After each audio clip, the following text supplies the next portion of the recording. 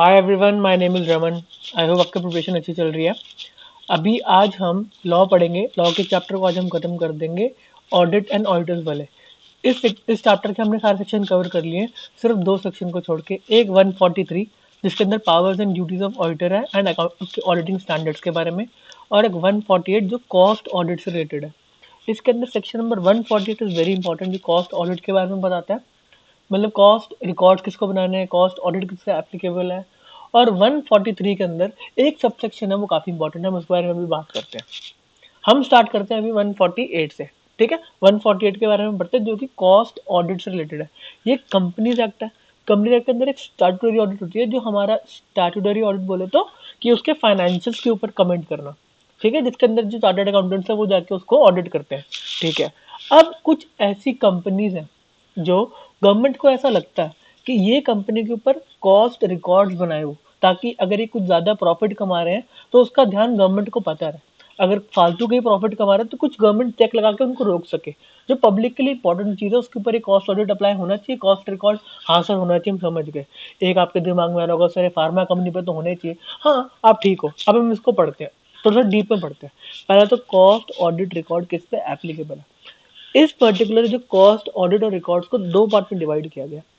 एक पार्ट हमारा कहता है कॉस्ट रिकॉर्ड्स को मेंटेन करना, और दूसरा पार्ट हमारा कहता है कॉस्ट ऑडिट को करना, कि ये जो तुमने रिकॉर्ड्स मेंटेन किए हैं, जो तुमने एक्सपेंस डाले हैं इसके अंदर, वो सारे ठीक है कि नहीं है, उसके ऊपर कमेंट करना। इस दो पार्ट को आप अलग अलग तरीके से पढ़ेंगे। कुछ कुछ कंपनी जिनको कॉस्ट रिकॉर्ड्स मेंटेन करना है, इनको ऑडिट नहीं कराना। गवर्नमेंट इंटरवीन करेगी कि हाँ तुम्हारे कॉस्ट रिकॉर्ड में हमें कुछ गलत लग रहा है, तो वो ऑडिट करा सकते हैं, उनकी मर्जी। बट इनको जो कुछ बंदों को कॉस्ट रिकॉर्ड जो बना रहे हैं, उनको ऑडिट की रिक्वायरमेंट कंपलसरी नहीं है। हम इसके बारे में पढ़ते हैं। पहले ये एप्लीकेबल किस पे है, जिसको कॉस्ट रिकॉर्ड किसको बनाना है। कोई भी डोमेस्टिक या फॉरेन कंपनी है जो कि टेबल 3, जो मतलब एक कोई table listed in table of rule 3, हमारे टेबल दे दिया रूल 3 के अंदर कि इन कंपनी के ऊपर कॉस्ट रिकॉर्ड्स बनाने आवश्यक या कंपलसरी है। उन्होंने उस टेबल के अंदर दो पार्ट, हम अभी आपको टेबल दिखाएंगे। उस टेबल को उन्होंने दो पार्ट में डिवाइड किया, एक रेगुलेटेड और एक नॉन रेगुलेटेड। रेगुलेट सर कौन रेगुलेट कर रहा है उसको? बेटा अभी इसको हम पढ़ेंगे कि कौन कौन रेगुलेट, अलग अलग इसके अंदर कंपनीज आती हैं जिनको कोई ना कोई एक पर्टिकुलर एक्ट या बॉडी बना रखी है जो उसको रेगुलेट कर रही है। और एक कुछ नॉन रेगुलेटेड। नॉन रेगुलेटेड के अंदर उन्होंने बड़ा सारा डाल दिया कि इनको भी कॉस्ट रिकॉर्ड बनाना है। इनको हम ढंग से पढ़ेंगे। अब इसके अंदर मेन बात क्या है कि ये क्या कर रहे हैं, ये पर्टिकुलर कंपनी जिनका नाम लिखा हुआ है हमारे क्या कहते हैं टेबल के अंदर, वो किसके अंदर engage in production of goods and services, जिनका overall turnover for all of its products and services exceeds और equal to 35 crore in preceding financial year. पिछले फाइनेंशियल ईयर के अंदर उनके 35 करोड़ या उससे ज्यादा का टर्नओवर है, तो उनको कॉस्ट रिकॉर्ड मेंटेन करना है। सर सबको नहीं नहीं नहीं बेटे, टेबल के अंदर जो है, टेबल के अंदर बाइफरकेट किया ना, उस टेबल में जिसके 35 करोड़ से ऊपर का टर्नओवर है, वो सबको कॉस्ट रिकॉर्ड मेंटेन करना है। सर कॉस्ट रिकॉर्ड का क्या मतलब? बेटे कॉस्ट ICMI है ना, जो हमारा cost record institute of charter, वो कॉस्ट मैनेजमेंट अकाउंटेंट्स जो है, वो बताते हैं कि आपको कॉस्ट, एक पर्टिकुलर प्रोडक्ट का कॉस्ट निकालना है तो उनके स्टैंडर्ड्स अप्लाई करने पड़ेंगे। सर वो स्टैंडर्ड हमें पढ़ने, हमें नहीं पढ़ने। ठीक है, कॉस्ट रिकॉर्ड बनाने का मतलब आपको समझ में आया कि एक पर्टिकुलर, अगर आप एक पर्टिकुलर प्रोडक्ट का आपने सेलिंग प्राइस निकाला, कि उस सेलिंग प्राइस के निकालने के पीछे उसकी कॉस्ट कैसे और प्रॉफिट मार्कअप कितना रहा। ठीक है, हाँ। इंटेंट समझ में आता है क्यों आया गया? हाँ सर हमें समझ में आता है। अब हम बात करें इस कॉस्ट रिकॉर्ड के ऊपर, इस कॉस्ट रिकॉर्ड के ऊपर कॉस्ट ऑडिट का। ये कॉस्ट ऑडिट किसके ऊपर होगी? ऑडिट किसको कराना जरूरी है? रिकॉर्ड मेंटेन करना अलग बात, और ऑडिट किसको कराना है हम उसके बारे में पढ़ रहे हैं। जो रेगुलेटेड सेक्टर है उस पर थोड़ा सा कम टर्नओवर पे हम कहेंगे ऑडिट करा लो। जो नॉन रेगुलेटेड सेक्टर है उनको कहेंगे तुम्हारा टर्नओवर अगर ज्यादा है तब तुम कराओ। पढ़ते हैं हम इसके बारे में। जो रेगुलेटेड सेक्टर है, जो रेगुलेटेड सेक्टर है उसके अंदर ओवरऑल एनुअल टर्नओवर। सर हमें समझ में नहीं आ रहा, आप पहले बताओ रेगुलेटेड कौन सा, नॉन रेगुलेटेड कौन सा है। सुनो, देखो हम रेगुलेटेड के बारे में पढ़ते हैं। रेगुलेटेड के अंदर कौन कौन से आते हैं? टेलीकम्युनिकेशन जो सर्विस दे रहे हैं, बेटा ये जो सारे टेलीकम्युनिकेशन के रिलेटेड है ना, इसको आप पूरा पढ़ना है। ये ट्राई के अंदर आता है। ठीक है, जो telecom regulatory authority of India act, इसके अंदर ही आता है। तो ये रेगुलेट कर रहा है ट्राई हमारा। इसको कॉस्ट रिकॉर्ड बनाने हैं, ये रेगुलेटेड है। इसको अगर इनका टर्नओवर, कोई भी इस पर्टिकुलर प्रोसेस के अंदर इन्वॉल्व है और उसका टर्नओवर 35 करोड़ से ज्यादा है, तो उसको कॉस्ट रिकॉर्ड बनाने हैं। B second point, generation and transmission of electricity, supply of electricity के अंदर वो है। Third, petroleum products regulated by petroleum and natural gas regulatory board. देखो ना, इसके अंदर भी petroleum and natural gas regulatory board आ गया, तो उस पर ध्यान रखना है। इलेक्ट्रिसिटी के अंदर कौन है? इलेक्ट्रिसिटी एक्ट है 2003 का। ड्रग्स एंड फार्मास्यूटिकल, ठीक है, हाँ बेटा वो तो रेगुलेट करना जरूरी है कि वो ढंग ढंग से जो हमारे कोई मेड है, कोई ड्रग है, तो उसका प्राइस जो है वो ठीक तरीके से वो बताए, ठीक है। Fertilisers, sugar and industrial alcohol. Industrial alcohol generally हमारे क्या कहते हैं सैनिटाइजर वैनिटाइजर के लिए यूज होता है। शुगर, शुगर भी एक इंपॉर्टेंट है, और फर्टिलाइजर जो हमारे मतलब क्या कहते हैं प्लांटेशन इन सब में बहुत काम आता है। ये 6 हमारे रेगुलेटेड है। सर हमें ये पढ़ के याद करना है? बेटा नहीं, याद वाद नहीं करना, बट आपने इसको एक बार पढ़ लिया, आपको रेगुलेटेड सेक्टर के बारे में ये 6 चीजें बातें याद होनी चाहिए। आपको ये 6 नाम याद रहेंगे तो बेटर रहेगा, क्या पता इसमें से क्वेश्चन बन जाए। अब ये है नॉन रेगुलेटेड सेक्टर। इस नॉन रेगुलेटेड सेक्टर को हमें याद कर नहीं कर सकता कोई भी इंसान, तो इसके अंदर नॉर्मल आप एक बार पढ़ लो, टर्बोजेट्स हैं, arms and ammunition, explosives, tanks है, पता नहीं क्या क्या है, इसको बस आयरन एंड स्टील है। इसको हमने ऊपर से एक बार नीचे तक देख लिया, हाँ सर मैंने देख लिया। इसको आप एक बार देख के पढ़ लेना, मैं आपको नोट्स भेज दूंगा टेलीग्राम ग्रुप के अंदर। ये नॉन रेगुलेटेड सेक्टर है। इसके अंदर थोड़ा लीनियंसी है कि आपको आपको ऑडिट कब कराना है। इसके अंदर लीनियंसी उस वे में आ जाती है कि आपको ऑडिट करने की जरूरत नहीं, आप इंपॉर्टेंट हो बट इतने भी इंपॉर्टेंट नहीं हो, ठीक है ना। ये फूफा जी है, ये जीजा जी नहीं है। चलो ठीक है सर, हमें समझ में आता है। हम पढ़ रहे हैं, अभी हमने रिकॉर्ड्स के बारे में पढ़ा, अब हम पढ़े कॉस्ट ऑडिट के बारे में। कॉस्ट रिकॉर्ड्स किसको बनाने? टेबल में जिसका नाम है, उस नाम में उसका टर्नओवर 35 करोड़ या 35 करोड़ से ज्यादा है, ठीक है। ओके, अब हमारी कॉस्ट ऑडिट की बात। अच्छा मेरी बात सुनो, इसके अंदर एंगेज इन प्रोडक्शन है, ट्रेडिंग के काम के ऊपर एप्लीकेबल नहीं, engage in production and providing service है, डन। अब हमारी कॉस्ट ऑडिट की बात, उसमें रेगुलेटरी सेक्टर जो हमने पढ़ा अभी ए टेबल के अंदर, ए के अंदर, जिनको कोई ना कोई रेगुलेट कर रहा है, जो 6 बातें थी, उसके अंदर क्या है, अगर तुम्हारा overall annual turnover immediately preceding financial year 50 crore से ज्यादा, अगर 50 करोड़ से ज्यादा 35 करोड़ के ऊपर वो बुक्स बनाना स्टार्ट कर देंगे, और 50 करोड़ से ऊपर जाते हैं उन पर ऑडिट अप्लाई कर दे। ऑडिट कौन करने आएगा? कॉस्ट अकाउंटेंट करने आएगा। इसमें चार्टर्ड अकाउंटेंट को बाहर निकाल देगा, इन्होंने बोला कि कॉस्ट अकाउंटेंट आएगा ऑडिट करने के लिए, ठीक है। अगर उनका पिछले साल में टर्नओवर 50 करोड़ से ऊपर है, 50 करोड़ से ऊपर है, तो तुम्हें ऑडिट करवाना है।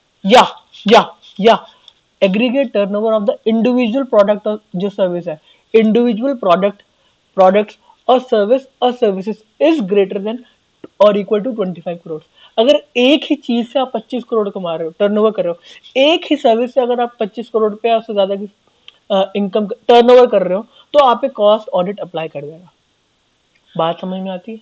जो 50 करोड़ के ऊपर से उसमें ओवरऑल टर्नओवर अगर X N number of products हैं, सबका मिला के अगर 50 करोड़ से ऊपर है तो ऑडिट अप्लाई कर देगा। अगर बट आपका टर्नओवर सिर्फ 40 करोड़ है, आप ऊपर वाली रिक्वायरमेंट से बच गए, बट उस 40 करोड़ में सिर्फ आप एक ही प्रोडक्ट या एक ही सर्विस दे रहे हो, तो आप पे कॉस्ट ऑडिट अप्लाई हो जाएगा रेगुलेटरी सेक्टर के अंदर, ठीक है सर, हमें समझ में आती है। नॉन रेगुलेटरी सेक्टर के अंदर क्या है, उसके अंदर उन्होंने कहा वो जो टर्नओवर 50 करोड़ की बात है उसको डबल कर दिया गया। 100 करोड़ का टर्नओवर आपका पिछले साल के अंदर है, प्रीसीडिंग फाइनेंशियल ईयर, सारे प्रोडक्ट्स एंड सर्विस को मिला के अगर आपका 100 करोड़ से ऊपर का टर्नओवर है, तो आपको कॉस्ट ऑडिट करानी है नॉन रेगुलेटरी सेक्टर, जिसके अंदर बड़े सारे चीजें, जिसमें आर्म्स एम्यूनिशन एक्सप्लोसिव्स के बारे में बात थी, ठीक है। और उसके अंदर अगर एक प्रोडक्ट से आपके एग्रीगेट टर्नओवर या सर्विस आप कमा रहे हो, एक प्रोडक्ट या एक सर्विस से वो 35 करोड़ या उससे ऊपर है, तो आपको कॉस्ट ऑडिट करवाना है। बात समझ में आती है? हाँ आप समझ में आती है। अब इन्होंने ट्विस्ट डाला। इन्होंने ट्विस्ट क्या डाला कि जो तुम्हारे इन पर्टिकुलर टर्नओवर को निकालने का तरीका है। टर्नओवर का मतलब क्या? हाँ, हमारे पीएनएल के अंदर जो turnover side revenue from operations आ रहे हैं उसको मैं लिख रहा हूँ, ठीक है, उस पर AS9 एप्लीकेबल है, मैं लिख रहा हूँ। बट उन्होंने इस बात को कहा कि इस टर्नओवर को निकालने के लिए हम कुछ चीजें कह रहे हैं, आप हटा लो इस टर्नओवर में, इस पर्टिकुलर सेक्शन के लिए जो आपको ये लिमिट, ये टर्नओवर निकालना है, उसमें से कुछ चीजें हटा लो। क्या चीजें हटा लो? देखो, if revenue from export, foreign exchange कमा रहा है, is 75% of the total revenue. उन्होंने कहा आपको माफ। अगर आप 75% से ऊपर, थ्री फोर्थ से ज्यादा आपका रिवेन्यू, अगर एक्सपोर्ट है, सर मैंने 1000 करोड़ का टर्नओवर किया, मेरे पे तो कॉस्ट ऑडिट अप्लाई होगा ही होगा। नहीं, अगर आपका 750 करोड़ से ऊपर का एक्सपोर्ट है, 750 करोड़ से ऊपर का अगर आपका एक्सपोर्ट है, आप फॉरेन एक्सचेंज कमा के दे रहे हो गवर्नमेंट को। उन्होंने कहा हमें कॉस्ट वॉस्ट नहीं करना, आप तो बाहर बेच रहे हो, इंडिया में तो बेच नहीं रहा, हमें कोई लेना देना नहीं, आप बाहर बेच रहे हो, आप प्रॉफिट कमाओ, आप ज्यादा से ज्यादा डॉलर हमें दो, हमारी कंट्री को जरूरत है डॉलर की। समझ में आती है बात? हाँ, इसीलिए। और उसके साथ ही निकल के आता है, अगर कोई बंदा अगर एक particular facility special economic zone के अंदर काम करे, बट सर एसईजेड को क्यों, बेटा तो एसईजेड के अंदर वो एक्सपोर्ट ही करते हैं। समझ में आई बात? एसईजेड का लाइसेंस उधर काम करने का आपको तभी मौका मिलता है जब आप एक्सपोर्ट करो। ये दो बातें दोनों के लिए एप्लीकेबल है। बात समझ में आती है? हाँ सर हमें समझ में आती है। इसमें एक चीज नहीं है, वो मैं आपको बताता हूँ क्या। हमारे रेगुलेटरी सेक्टर के अंदर आप एक पॉइंट सुनो, पॉइंट हमारा point number 2, generation transmission distribution and supply electricity regulated by relevant regulatory authority और authority under companies electricities act. इन्होंने बोला ये जो जनरेशन इलेक्ट्रिसिटी के अंदर है ये रेगुलेटेड है। हाँ, ये एसेंशियल सर्विस है इलेक्ट्रिसिटी, तो हमें गांव गांव पहुंचाने इलेक्ट्रिसिटी, तो इसको तो रेगुलेट करना जरूरी है। कोई फालतू का कॉस्ट वॉस्ट ले तो हमें अच्छा नहीं लगेगा। ठीक है, अब कुछ कुछ ऐसी हमारी क्या कहते हैं कंपनीज हैं जिन्होंने खुद का इलेक्ट्रिसिटी यूनिट बना रखा है। हाँ सर, बड़ी बड़ी कंपनीज है, उनकी बड़ी बड़ी प्लांट एंड मशीनरी चल रही है। अब वो अपना इलेक्ट्रिसिटी का सोर्स खुद ही उन्होंने बनाया, वो इंटरनली वो उस इलेक्ट्रिसिटी को यूज कर रहे हैं। कैप्टिव कंजम्पशन, मतलब बीच में उनका प्रोडक्ट बनाने में वो इलेक्ट्रिसिटी यूज होगी, उन्होंने खुद ही बनाई और खुद ही यूज कर ली, बाहर बाहर का हिसाब ही नहीं। इस पर्टिकुलर पॉइंट के अंदर वो लिखा नहीं है। इसके अंदर जो एग्जेम्पशन है ना इलेक्ट्रिसिटी के, अगर वो कंपनी प्रोडक्ट्स और सर्विस दे रही है और साथ में इलेक्ट्रिसिटी के काम में भी उसका खुद का ही है, अगर वो कैप्टिव कंजम्पशन बीच में कंज्यूम हो गई, उसकी खुद बना रही है, खुद प्रोडक्शन कर रही है और खुद ही उसको यूज कर रही है, तो हमने कहा आपको वो भी लेने की जरूरत नहीं है। ये वो पॉइंट मैं इसके अंदर ऐड करके आपको नोट्स दूंगा, इसमें लिख दूंगा स्पेसिफिकली। क्योंकि इलेक्ट्रिसिटी हम बाहर भेज ही नहीं रहे, अगर किसी को आप बाहर भेज ही नहीं रहे तो कॉस्ट ऑडिट का मतलब ही नहीं आता, कॉस्ट रिकॉर्ड का मतलब नहीं आता। हमें क्या लेना है कॉस्ट कितने की आपकी बन रही है, कितने की आप कर रहे हो, क्योंकि आप खुद ही यूज कर रहे हो इलेक्ट्रिसिटी को। बात परफेक्टली क्लियर सर, हमें परफेक्टली क्लियर। ये सेक्शन नंबर 148 है, वेरी इंपॉर्टेंट, इसमें से एमसीक्यू बन सकता है। चलो सर आप सब्जी में कहते हो एमसीक्यू बन सकता है बेटा। अब हम पढ़ रहे हैं इस पर्टिकुलर चैप्टर का लास्ट सेक्शन 143, जिसके अंदर पावर्स और ड्यूटीज ऑफ ऑडिटर के बारे में बताया गया और ऑडिटिंग स्टैंडर्ड्स के बारे में बताया गया। आपको ऑडिट करनी है ढंग से करिएगा, फालतू की बातें नहीं करिएगा। सुनो, powers and duties of auditor के बारे में बातें। सबसे पहले पावर क्या है ऑडिटर की, ऑडिटर के पास पावर क्या है। अगर बेटा उसको डॉक्यूमेंट ही नहीं दे रहा, मैनेजमेंट कह रहा है हम दे ही नहीं रहे, जो करना है कर लो, बट अब पावर सुनो, पावर क्या कह रहा है कि access to books of accounts and voucher, जब मर्जी चाहे ऑडिटर कहेगा मेरे को बुक्स दिखाओ, मेरे को वाउचर दिखाओ जो तुमने पर्टिकुलर हर एक एंट्री कर रखी है, और entitle to have necessary information and explanation, director को अपने पास बिठा लेगा, हमें एक्सप्लेन करो, हमें नहीं समझ में आ रहा है क्या चल रहा है आपकी बुक के अंदर, हमें एक्सप्लेन करो। Access to records of all it subsidiaries, subsidiaries के वो अकाउंट पे मंगवा लेगा कि अगर कोई ट्रांजेक्शन इधर उधर घपला वपला हो रहा है तो हमें सब्सिडीज के सारे डॉक्यूमेंट चाहिए। इसमें सिर्फ सब्सिडीज है, एसोसिएट कंपनी नहीं। ठीक है, अब उसकी ड्यूटीज पे बात आती है। पावर हमने उसको दे दी अच्छी काफी, हाँ आपके पास सारी की सारी पावर्स है, इन पावर्स के साथ ड्यूटीज भी आती है। स्पाइडरमैन का क्या कहते हैं वो आ गया इसके अंदर डायलॉग, पावर्स आई है तो साथ में ड्यूटीज रिस्पॉन्सिबिलिटीज भी आई है। अब हम ड्यूटीज को पढ़ते हैं। ठीक है, मैटर्स ऑफ इंक्वायरी। अब ये पर्टिकुलर सेक्शन के अंदर ये चीज थोड़ी सी इंपॉर्टेंट है, जिस ड्यूटी के अंदर ड्यूटीज ऑफ ऑडिटर के अंदर उन्होंने कंपनी एक्ट में कुछ बातें स्पेसिफाई कर दी कि ये मिनिमम तो आपको देखना ही देखना है। उन्होंने ऐसा देखो सर ऑडिटर को तो सब कुछ देखना है, बट उन्होंने कहा ये 6 चीजें ये तो आपको देखनी ही देखने, इस पर कॉमेंट करना जरूरी है। अब वो चीजें क्या है वो आप समझोगे, आप पढ़ के लगेगा कि हाँ ये तो बहुत इंपॉर्टेंट है। सुनो, whether loans and advance made by the company on the basis of security have been properly secured and whether the terms on which they have been made are prejudicial to the interest of the company or its member। इसके अंदर क्या है, अगर company अपना अपना पैसा loan के रूप में बाहर दे रही है, हम बैंकिंग कंसर्न की बात नहीं कर रहे, नॉर्मल कंपनी की बात कर रहे हैं कि किसी कंपनी ने अपने कंपनी के फंड्स को लोन की तरफ बाहर दे दिया। किसको दे दिया? डायरेक्टर्स को दे दिया हो, क्या पता जो पार्टीज इन्वॉल्व, प्रमोटर्स को दे दिया लोन, उनको जरूरत हो, एंट्री तो करनी है, लोन दे दिया हमने, उसको जरूरत है हमने दे दिया।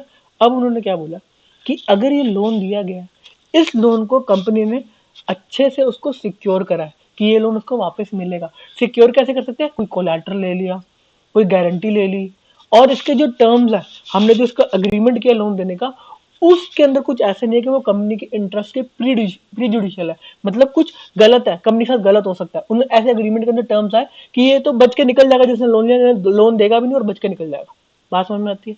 हाँ सर हमें समझ में आती है। इधर कंपनी के बुक से बाहर पैसा जा रहा है। Second point, whether transaction of the company which are represented merely by book entries and are prejudicial to the interest of company। बेटा सत्यम स्कैम के अंदर क्या था कि वो सेल्स बुक करे जा रहे थे बट सेल्स एक्चुअल के अंदर नहीं हो रही थी। वो अपने इन्वेस्टर को दिखा रहे थे बहुत बिजनेस है, बहुत बिजनेस है, हमारी सेल 5,000 करोड़, 6,000 करोड़ हो रही है, बट उनकी सेल्स कुछ नहीं हो रही थी। इसके अंदर कहता है सिर्फ वो बुक की एंट्री करते थे कि हमारी सेल हो गई है, कोई सेल नहीं हो रही थी, कोई पैसा नहीं आ रहा था, अकाउंट के अंदर कोई पेमेंट ही नहीं आ रही थी, बट उन्होंने कहा वो ऐसी एंट्रियां पास करे जा रहे थे। ठीक है, ऑडिटर को वो चेक करना है, अगर ऐसी एंट्री करी है, बैंक के अंदर पैसा आया नहीं आया, अगर डेटर के पास है तो डेटर को फोन करके पूछो, हाँ भाई आपको सेल करी गई है, okay. Third point, where the company is not being an investment company और अ बैंकिंग कंपनी, इनको हटा दिया गया। Whether so much of the assets of the company as consist of shares, debentures and other security have been sold at a price less than the price which they were purchased by the company. Sir ये क्यों आया? ऐसा तो कर सकती है company की, उन्होंने कुछ पर्टिकुलर इन्वेस्टमेंट ली, हमने इन्वेस्टमेंट कंपनी को उसमें हटा दिया। जैसे नॉर्मल एक कंपनी का काम है क्या, शू मैन्युफैक्चरिंग का काम है, अब उस पर उसके पास कैश रिच थी, उसके पास कुछ कैश पड़ा हुआ था, उसने कोई इन्वेस्टमेंट कर दी एक लैंड के अंदर। इन्वेस्टमेंट लैंड की कितनी कर दी, 10 CR की उसने लैंड ले ली, 10 करोड़ की उसने लैंड ले ली, आया ना 10 करोड़ उसने पेमेंट करी और लैंड ले ली। अब जो इनके डायरेक्टर्स एंड प्रोमोटर्स वो खुराफाती, उन्होंने क्या बोला, हम कंपनी के थ्रू ये लैंड को परचेज करते हैं। उन्होंने कंपनी को कहा वोटिंग वोटिंग करके कि कंपनी ने जबरदस्ती की लैंड खरीद ली। अब ये वाली लैंड को 1 साल तक कंपनी ने होल्ड किया और इस लैंड को डायरेक्टर को बेच दिया 8 करोड़ का। देख रहे हो बेटा, 2 करोड़ का बेनिफिट सीधा डायरेक्टर को इन्होंने इनडायरेक्टली दे दिया। समझ में आई बात? तो उन्होंने कहा अगर ऐसा कुछ है, अगर कोई आपने इन्वेस्टमेंट कर रखी है कंपनी ने और उसको कम प्राइस पे बेचा है तो उस पर कॉमेंट करना, उसको ध्यान रखना एक ऑडिटर की रिस्पॉन्सिबिलिटी है। जैसे आपको कोई सेल दिखेगी आप उसकी कॉस्ट की तरफ जाओगे, क्या हुआ था, क्यों बेची गई, क्या रीजन है, okay. Whether loans and advance made by the company have been shown as deposits. Sir इसका क्या मतलब है बेटा, अगर किसी ने कोई कंपनी ने अगर लोन दिया, उस लोन को लोन के रूप में नहीं दिखाया गया और कहा कि यार कहीं पर डिपॉजिट पड़े हुए हैं, मेरे बैंक में पैसा पड़ा हुआ है, मैंने कहीं पर डिपॉजिट दे रखा है और लोन नहीं दिखाया, मैंने किसी डायरेक्टर को लोन दिया, मैंने कहा नहीं डायरेक्टर के पास डिपॉजिट है, ऐसा हो सकता है? ठीक है बेटा, अगर उन्होंने डिपॉजिट का नाम दिया उसको तो काटो और उसको लोन लिखो और उसके ऊपर तुम मतलब क्या कहते हैं अपना ऑडिट वाला काम करो, बताओ कि ये क्यों लोन दिया गया, क्या रीजन है, पैसा कब आएगा वापस, एग्रीमेंट क्या है इसका। ठीक है, whether personal expense has been charged to revenue account। तो पर्सनल एक्सपेंस आपको समझ में आता है, जनरली हर जगह करते हैं, फूड वूड एक्सपेंस के बिल यहाँ पे लगते हैं, ठीक है, बट ज्यादा भी नहीं होने चाहिए कि पर्सनल एकदम ही पर्सनल एक्सपेंस, लोग घूमने जा रहे हैं उसके पैसे, घर के फैमिली टूर के हनीमून पैकेजेस यहाँ पे ले रहे हैं, वो भी अलाउड नहीं है, okay. Where it is stated in books and documents of the company that any of the share have been allotted for cash, whether cash has been actually been received in respect of such allotment, and if no such cash has actually been so received, whether the position as stated in the accounts of book and the balance sheet is correct, regular and not misleading। इसमें बोला गया अगर कोई share company के allot हुए, private placement कर दी गई कि हाँ इनकी शेयर, मेरे कुछ पर्टिकुलर प्रमोटर की शेयर होल्डिंग डाइल्यूट हो रही थी तो हमने प्राइवेट प्लेसमेंट करके उनको राइट्स पूरे दिलवा दी। अब वो प्राइवेट प्लेसमेंट करी हमने बट हमें पैसा नहीं मिला, उन्होंने कहा हाँ दे रहे हैं, हाँ दे रहे हैं, शेयर अलॉटमेंट होगी बट पैसा नहीं मिला, हाँ दे रहे हैं दे रहे हैं, ऐसा ऐसा चल रहा है। अगर ऐसा कुछ है तो इस पर्टिकुलर पॉइंट पे अपने ऑडिटर को कमेंट करना जरूरी है। ये पॉइंट आते ही इन्होंने बोला ये 6 पॉइंट पे हमें ऑडिटर की कमेंट चाहिए ही चाहिए, तो इसलिए 6 पॉइंट इंपॉर्टेंट हो जाते हैं। आई होप आपको समझ में आएंगे, बाकी के सेक्शन को हम बस रीड करेंगे, ठीक है, हमें सिलेबस पूरा कंप्लीट करना है, ठीक है। The auditor shall make a report to the members of the company on the following. अब इसके नीचे और भी बातें आएगी कि और क्या क्या चीजों पर बात करेंगे। On the accounts examined by, जो उसने अकाउंट को एग्जामिन किया, on every financial statement which are required by और under this act to be laid before the company in general meeting. Financial statement में क्या आते हैं बेटा, जो कंपनी की balance sheet, profit and loss है, कैश फ्लो स्टेटमेंट और नोट्स टू अकाउंट्स, ये सारे के सारे जो फाइनेंशियल स्टेटमेंट मीटिंग के अंदर जा रहे हैं उसके ऊपर सबके ऊपर उसको कमेंट करना जरूरी है। हाँ सर वो तो पैसे लेते इसलिए करेंगे। C point, the auditor while making the report shall take into consideration the provision of this act, the accounting and audit, वो दोनों चीजों को देख के चलेगा, अकाउंटिंग स्टैंडर्ड्स कि अकाउंट्स बुक्स ढंग से प्रिपेयर हुई है और ऑडिटिंग स्टैंडर्ड्स कि आपको ऑडिट करना है तो किस तरीके से करना है, आपको एसेट्स को ऑडिट करना है तो क्या क्या चीजें आपको देखनी चाहिए कि फिजिकली वो एसेट्स मतलब है कि भी नहीं है, कि सिर्फ बुक्स के अंदर ही एसेट है, कोई लाइबिलिटी है वो एक्चुअल में लाइबिलिटी है कि नहीं है, कोई डेटर है वो डेटर पेमेंट करेगा नहीं करेगा, फोन करके पूछोगे कुछ है कि नहीं है, वो सारे ऑडिटिंग के कुछ स्टैंडर्ड्स आ गए, हमें पढ़ने सर नहीं पढ़ने, ठीक है। बस इसके अंदर यही है, हम आगे बढ़ते हैं। इस आगे बढ़ने के अंदर क्या है, the auditor shell express his opinion on the accounts and financial, वो अपना ओपिनियन देगा। ओपिनियन कैसे देता है बेटा, जनरली एक ऑडिटर बोलता है जो हमें बुक्स मिलेंगे उस पर हम ओपिनियन दे रहे हैं, कंसिडरिंग जो हमें इन्फॉर्मेशन मिली, the books are true and, मतलब वो क्या रिप्रेजेंट करते हैं, true and fair view represent करते हैं कि हाँ ढंग से बुक्स बनाई गई है, ठीक है। He shall express an opinion according to him to the best of the information and knowledge, जो उसको इन्फॉर्मेशन दी गई, नॉलेज दी गई, whether the said account financial statement give a true and fair view of the state of company's affair at the end of the financial year and profit and loss account and cash flow for the year and such other matters as may be prescribed. अगर और कोई matter भी मांगेगा, ये चीजें financial statement का part बनती है कि ट्रू एंड फेयर व्यू देती है हमारे इन्वेस्टर्स को जो बना है, इसलिए आपको ओपिनियन देना है, यस और नो। अगर नो, अगर आपने कुछ कहा कि ये पर्टिकुलर चीज नहीं देती तो उसको आपको एक्सप्लेन करना जरूरी है। अगर आपने कहा पूरे अकाउंट्स ही खराब है तो आपको एक्सप्लेन करना जरूरी है। या आपने कहा मैं ओपिनियन ही नहीं दे रहा इस बुक्स के ऊपर, तो आपको बताना जरूरी है कि मैं इस पर ओपिनियन नहीं दे रहा क्योंकि उन्होंने मेरे से कॉपरेट नहीं किया। कितने मैनेजमेंट, ठीक है। The auditor report shell also read, बेटा ये हम एक बार रीड कर रहे हैं, ठीक है क्या, weather he has short and obtained, उसको सारी इन्फॉर्मेशन जो उसने मांगी उसको मिल गई, उसको ढंग से ऑडिट करने में कोई दिक्कत तो नहीं है। The explanation which to the best of his knowledge and belief necessary for the purpose of audit, उसको सब कुछ मिल गया जो उसने मांगा था। Whether, in his opinion, proper books of accounts as required by the law have been kept by the company so far as appears from him from his examination of these books, and proper returns adequate to the purpose of his audit have been received from branch. तो अगर उसको branch से कुछ चाहिए, उसको मतलब सारी books थी उसको मिल गई हैं, उसको ब्रांच से कोई इन्फॉर्मेशन चाहिए थी वो आ गई है। Whether the report on the accounts of any branch office, कुछ ब्रांच ऑफिस के रिलेटेड जो उसको चाहिए था वो सारी चीजें आ गई हैं। उसके अंदर भी एक स्पेसिफिक आगे सबसेक्शन है, उसके बारे में हम पढ़ेंगे। Whether the company balance sheet and profit and loss account dealt with the reports are in agreement with the books of account, जो बुक्स बनती हैं उससे हमारी बाद में फाइनेंशियल स्टेटमेंट बनती है, ये दोनों अग्रीमेंट में तो है। बुक्स के अंदर दिखाया हुआ कैश हमारे पास 1 करोड़ रुपए और बैलेंस शीट में दिखाया हमारे पास 5 करोड़ रुपए कैश, ऐसे कैसे हो गया, उसको ऑर्डर को ध्यान रखना है। Whether in his opinion the financial statement comply with the accounting, ये अकाउंटिंग स्टैंडर्ड्स, उसको बताना जरूरी है कि जो हमारे अकाउंटिंग स्टैंडर्ड्स दिए गए हैं आईसीएआई ने या इंडियन अकाउंटिंग स्टैंडर्ड्स अप्लाई करते हैं उसके ऊपर इंड एएस, तो उस पर्टिकुलर इंड एएस को फॉलो करके ही बुक्स बनाई गई है, ठीक है। In the observation or comment of the auditor on financial transaction and matters which have any adverse effect on the functioning of the company, अगर कोई ऐसी चीज है जिसका एडवर्स इफेक्ट है कंपनी के ऊपर तो उसको कमेंट करना जरूरी है कि क्यों ये एडवर्स है, ऐसा क्यों हुआ गया, ठीक है। Whether any director is disqualified, हमने डायरेक्टर की डिस्क्वालिफिकेशन के बारे में पढ़ा था चैप्टर के अंदर, अगर वो डिस्क्वालीफाइड है उसके ऊपर भी उसको कमेंट करना जरूरी है। अब जब ये चीजें लिख दी गई तो उसका एम्बिट को बढ़ा दिया गया एक ऑडिटर को। पहले ऑडिटर डायरेक्टर के क्वालिफिकेशन डिस्क्वालिफिकेशन को क्यों देखता, मेरा क्या इसमें लेना देना, मैं तो फाइनेंशियल को देख रहा हूँ, बट इस सेक्शन में बोल दिया गया कि आपको ये बातों पे ध्यान रखना है, तो ऑडिटर बाइंड हो गया क्योंकि कंपनी एक्ट ने उसको बोल दिया कि आपको ये बातों पे ध्यान रखना है। कंपनी एक्ट ने क्यों बोला, क्योंकि ये बातें थोड़ी सी मतलब ग्रे नेचर की, उनको पता होना चाहिए कि भाई कोई डायरेक्टर डिस्क्वालीफाइड तो नहीं है, ये ऑडिटर को भी तो चेक करना जरूरी है, ठीक है। 8 point, any qualification reservation or adverse remark relating to maintenance of accounts और अदर मैटर्स, मतलब जो अकाउंट्स को मेंटेन कर रहे हैं उसकी इसका वो ढंग से मेंटेन कर रहे नहीं कर रहे, ये फाइनेंशियल स्टेटमेंट्स को अलग बात है, और अकाउंट्स जो मेंटेन करना उसके इंटरनल कंट्रोल सब कुछ उसके ऊपर कमेंट करना अलग बात है, ठीक है। whether the company has adequate internal financial controls, internal controls का कोई ध्यान रखना है, ऐसी कोई चोरी वोरी तो नहीं हो रही, with reference to financial statement in place and the operating effectiveness of such controls, वो फाइनेंशियल इंटरनल फाइनेंशियल कंट्रोल हैं और वो ऑपरेट भी कर रहे हैं, ऐसा नहीं कि कंट्रोल लगा दिया और कोई ऑपरेट नहीं कर रहा। सर इंटरनल फाइनेंशियल कंट्रोल हमें बताओ बेटा, जैसे एक इंटरनल फाइनेंशियल कंट्रोल क्या होगा, कोई भी 20,000 से ऊपर कंपनी का एक्सपेंस होगा उसके अंदर कंपनी का जो मैनेजर ऑफ फाइनेंस है उसके साइन लगेंगे, this is internal financial control, कि हाँ कि 20,000 से ऊपर का कोई भी एक्सपेंस है तो उसको मैनेजर को साइन करना जरूरी है। अब वो कुछ वाउचर्स निकालेगा कि हाँ 25,000 का एक्सपेंस है इसमें साइन है, 50,000 का एक्सपेंस है इसमें साइन नहीं है, क्यों नहीं है, ये बात है। इंटरनल फाइनेंशियल कंट्रोल होने चाहिए, कुछ लिखा होना चाहिए कि फाइनेंशियल कंट्रोल है और उसको वो थ्रू आउट द ईयर वो ऑपरेट भी कर रहे हैं, उनको माना भी जा रहा है, ये नहीं कि सिर्फ लिख के छोड़ दिए। एक पर्टिकुलर रूल में कहा गया कि और भी चीजों को ध्यान दो, हाँ ऑडिटर वेल जो मर्जी बोलते रहो करते रहेंगे, ठीक है। A point, whether the company has disclosed the impact if any of pending litigation, कोई अगर लिटिगेशन चल रहा है कंपनी का उसका इंपैक्ट कंपनी ने अपने फाइनेंशियल्स पे दिखाया कि कंटिंजेंट लायबिलिटी अराइज हो सकती है, okay.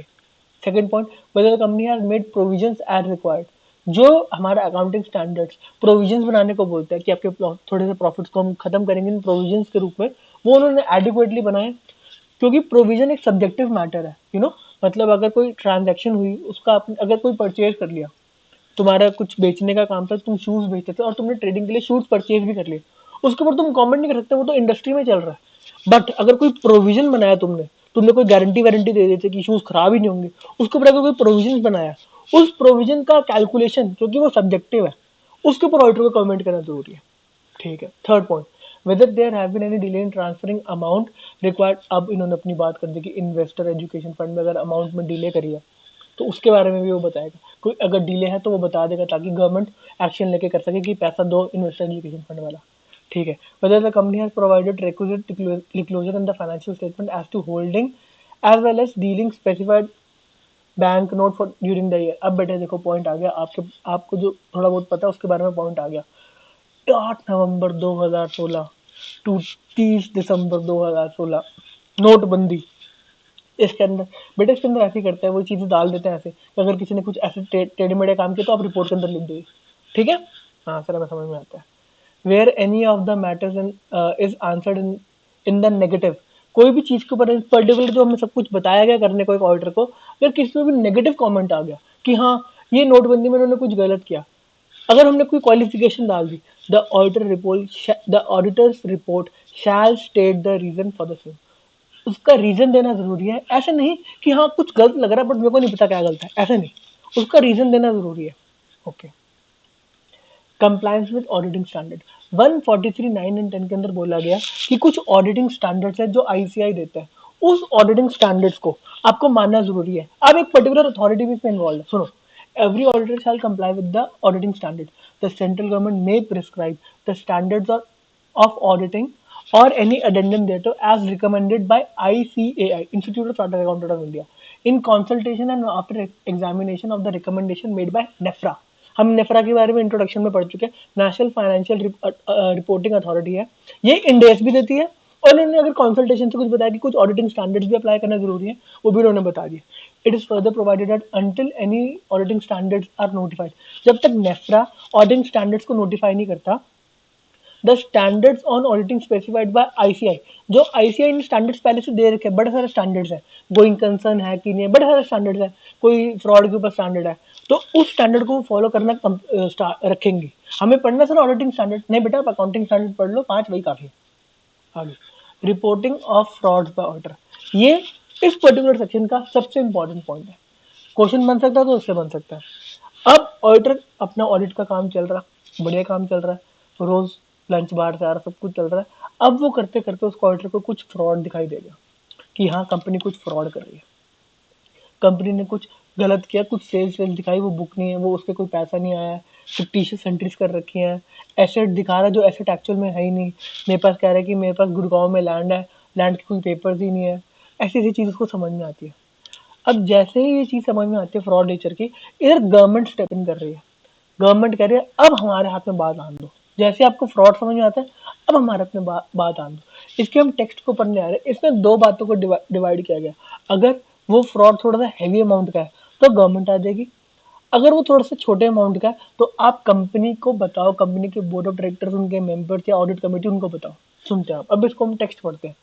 Notwithstanding anything contained in this section, if an auditor of a company in course of the performance of his duties as auditor has reason to believe that an offence involving fraud, offence हुआ है जिसका fraud की वजह से, is being or has been committed against the company by officer or employee of the company, ठीक है, जो company के अंदर काम कर रहे हैं उन्होंने कोई ऐसा फ्रॉड किया, he shall immediately report the matter to central government within such time and in such manner as may be prescribed। ये रूल्स के अंदर बताया गया, हम नहीं पढ़ रहे। उन्होंने बोला कि जैसे आपको दिखा कि किसी ने कुछ गलत किया तो आप सेंट्रल गवर्नमेंट को बताओगे कि भाई ये कुछ गलत हो रहा है, फ्रॉड हो रहा है। उन्होंने कहा उस रूल के अंदर, उन्होंने बताया इस रूल के अंदर कि अगर 1 करोड़ से ऊपर का अगर वो फ्रॉड है तो सेंट्रल गवर्नमेंट को आप भेज दो इसकी information. As per amended Rule 13, if an auditor of the company in the course of the performance of his duties as auditor has reason to believe that an offence of fraud which involves or is expected to involve an amount of, उसको लगता है कि हाँ 1 करोड़ से तो ऊपर का ये फ्रॉड है ही है, is being or has been committed in the company by its officer or employee, the auditor shall report the matter to the central government। जाओ जी सेंट्रल गवर्नमेंट, वैसे ही वो लिख देगा ministry of corporate affairs, Nirmala Sitharaman ji इस particular company के अंदर fraud हो रहा है, ठीक है।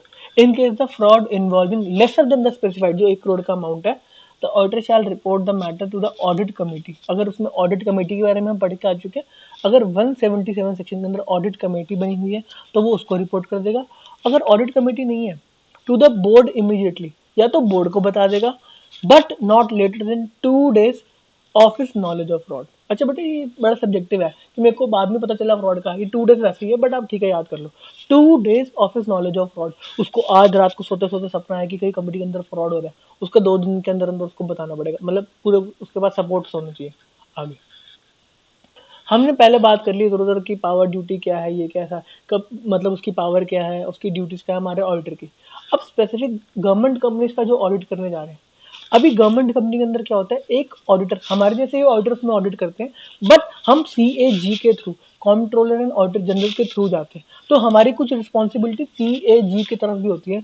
और CAG को जो, क्योंकि एक्चुअल में जो रिपोर्ट्स निकालता है वो CAG निकालता है, तो CAG भी थोड़ा सा डरा होता है कि हाँ ये ढंग से ऑडिट कर रहा है नहीं कर रहा। हम उसके बारे में पढ़ने जा रहे हैं। हाँ सर मैं पढ़ा हूँ, तो बहुत इंटरेस्टिंग लग रहा है, सुनो।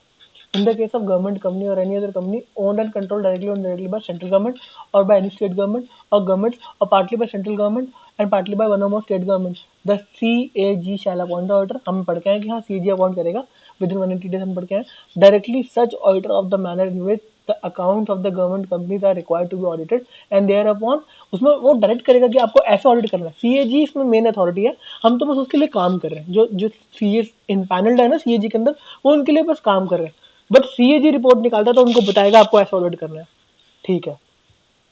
And thereupon the auditor so appointed shall submit a copy. इसके अंदर हम जो ऑडिट रिपोर्ट है ना सी, वो मेंबर्स की तरफ नहीं लेके आता, वो CAG की तरफ लेके आता है। हाँ जी आपने मेरे को असाइनमेंट दिया था ऑडिट का, ये लो आपकी रिपोर्ट, ठीक है। The audit report among other thing, क्या क्या उस ऑडिट रिपोर्ट में होगा, the direction if any issued by CAG, जो CAG ने कोई डायरेक्शन दिया वो रिपोर्ट में लिखा गया कि CAG ने मेरे को ये डायरेक्शन दी थी, उसके ऊपर मैंने क्या एक्शन लिया, ठीक है। Its impact on accounting financial statement of the company, कुछ डायरेक्शन आ गई, उसके ऊपर क्या मैंने इम्पैक्ट एक्शन लिया और उससे फाइनेंशियल में क्या हड़बड़ी होगी, ठीक है। हाँ द CAG, अब CAG को ना मजा नहीं आया कि ये ऑडिट तो होगी बट मजा नहीं आया। The CAG shall within 60 days from the date of receipt of audit report conduct a supplementary audit to the financial statement of the company. उसके पास एक राइट है CAG के पास, चाहे तो वो सप्लीमेंट्री ऑडिट एक और बंदे के साथ ऑडिट कराओ, मैं ठीक मजा नहीं आया, और कमेंट अपॉन और सप्लीमेंट सच ऑडिट रिपोर्ट। वो किस कमेंट कर सकता है कि तुम्हारी ऑडिट रिपोर्ट ठीक है कि नहीं, या फिर ठीक है, या सप्लीमेंट्री जो रिपोर्ट है उसके ऊपर। बात समझ में आती है? हाँ सर हमें सब कुछ समझ में आता है। ये वाला सेक्शन वन जो हमने पढ़ा ना 143.12, दिस इज वेरी इंपॉर्टेंट, जो फ्रॉड वाला है, ठीक है। अब हम पढ़ रहे हैं आज के इसका 143 के सबसेक्शन 2 बचे हमारे, हम 2 कंप्लीट करते हैं फटाफट। The audit of accounts of branch office, एक कंपनी है, कंपनी बहुत बड़ी कंपनी है, उसके पूरे इंडिया के अंदर ब्रांच फैले हैं। अब ऑडिटर हर ब्रांच पे जाना थोड़ा सा उसके लिए डिफिकल्ट हो जाता है, ठीक है। और किसी किसी के ब्रांच तो बाहर है, दुबई के अंदर है, अमेरिका के अंदर है, हल्दीराम ने अमेरिका के अंदर को सरवना भवन है, जिसने सिंगापुर हांगकांग हर जगह उसने सरवना भवन खोल रखे हैं। अब उधर जाना उसके लिए थोड़ा दिक्कत वाला काम हो जाता है, तो उनके लिए बताया कि ब्रांच का अगर ब्रांच ऑफिस इंडिया में तो कैसे काम चलेगा, अगर उसका ब्रांच ऑफिस बाहर, अब ब्रांच की सारी जो ट्रांजेक्शन है, रेवेन्यू है, वो मेन कंपनी में ही मिलेगा ना। हाँ सर ठीक, अलग कंपनी हमने फॉर्म नहीं करी, बस ब्रांच खोली हमारे, ठीक है।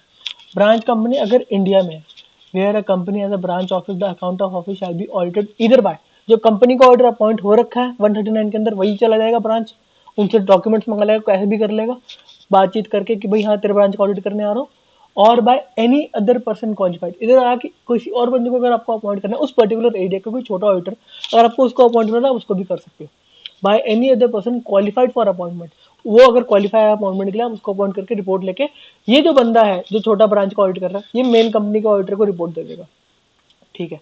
अब आउटसाइड इंडिया की बात आ रही है, तो वही बात है, या तो कंपनी का ऑडिटर बाहर दुबई चला जाए ऑडिट करने के लिए, काफी मेरे फ्रेंड्स जाते हैं ऑडिट करने के लिए बाहर, ठीक है। Or by an accountant or any other person duly qualified to act as auditor of the account of the branch office in accordance with the law of the other country, जो other country के अंदर वो branch खुला हुआ है उसके loss के अंदर वो लिखा हुआ है कि हाँ ये बंदा ऑडिट कर सकता है, तो हम उसको भी अलाउ कर देंगे, ठीक है सर बात समझ में आती है। The duties and power of company auditor with reference to the order of branch and branch auditor if any shall be contained in subsection इतना। ड्यूटीज एंड पावर उसकी क्या है कि अगर कंपनी का ऑडिटर अगर कुछ करना चाहे तो वो कर सकता है ऊपर नीचे, उसकी ड्यूटीज एंड पावर्स को बताएगा। जो duties and powers of company auditor with reference to the audit of the branch and branch auditor if any shall be contained, उसकी duties and power main auditor की भी और ब्रांच ऑडिटर की भी duties and power को हमारे पुराने वाले सेक्शन के अंदर जो हम पढ़ कर आए उसमें बता दिया गया, ठीक है। इसके अंदर क्या है, the branch auditor shall prepare a report, branch auditor भी अपनी रिपोर्ट बनाएगा on the accounts of such branch examine by and send that send to it to the auditor of the company. जो मेन ऑडिटर, जो पापा auditor है, वो उसको अपनी रिपोर्ट भेज देगा, हाँ ये ब्रांच से आप ले लो। Who shall deal with it in his report in such manner as he consider necessary. अगर उसने कुछ छोटी मोटी बात निकाली तो उसको कहेगा कि हाँ मटेरियल इमटेरियल चीज़ है तो वो छोड़ देगा, अगर कुछ इंपॉर्टेंट है तो वो कहेगा हाँ बताओ मेन क्या इंपॉर्टेंट है, और वो पहुंच जाएगा वहाँ पे कि मेरे को तेरी रिपोर्ट देखने की क्या चक्कर है क्या नहीं। पढ़ते हैं the provision regarding reporting of a fraud. हम फ्रॉड का सेक्शन पढ़ के आए 143 143 सेक्शन सबसेक्शन 12। उसके अंदर क्या है, अगर ब्रांच के अंदर वो फ्रॉड हो रहा है तो ब्रांच ऑडिटर, वो भी सी है, उसके पास भी राइट है कि अगर वो उसने ऐसा कोई फ्रॉड पकड़ा तो वो ऑडिट कमेटी के पास जा सकता है, बोर्ड के पास जा सकता है, सेंट्रल गवर्नमेंट को रिपोर्ट कर सकता है। ठीक है, बात हमें समझ में आती है। ठीक है, हमने सबसे पहले आज सेक्शन पढ़ा 148 जो कॉस्ट रिकॉर्ड्स, कॉस्ट ऑडिट के बारे में बात करता है। अब जो ये कॉस्ट ऑडिट करने आ रहे हैं, जो कॉस्ट अकाउंटेंट आ रहे हैं, उनके ऊपर भी सारी बातें अप्लाई होनी चाहिए। हाँ सर, हमें होनी चाहिए। अब सुनो, application of provision of section 143, इस पूरे सेक्शन 143 में जो जो बातें करी है, to cost accountant and company secretary. बेटा कुछ सेक्रेटरियल ऑडिट्स भी होते हैं, वो हमारे अंदर नहीं है, ठीक है, कंपनी सेक्रेटरी पे भी अप्लाई करेगा वो। The provision of this section shall mutatis mutandis as it is apply करेंगे। ठीक है, क्या थोड़ा बहुत चेंज चूंज करके जो भी होता है। The cost accountant conducting cost audit under section 148, ये सारे प्रोविजन उस पर अप्लाई करेंगे। The company secretary in practice conducting secretarial audit under section 204, ये दोनों जो ऑडिट कर रहे हैं उसके ऊपर पूरे सेक्शन अप्लाई कर देंगे। बात समझ में आती है? हमारे 2 सेक्शन रह गए थे, वो 2 सेक्शन कंप्लीट। हमारा ये वाला ऑडिट एंड ऑडिटर्स वाला चैप्टर कंप्लीट। अब हमारे सिर्फ लॉ के अंदर सिर्फ ओनली 2 चैप्टर्स रिमेनिंग, जिसके अंदर से एक चैप्टर बहुत चूजा है और एक चैप्टर थोड़ा इंपॉर्टेंट है। ठीक है, ऑल द बेस्ट, आज के लिए इतना ही, मिलते हैं, बाय बाय।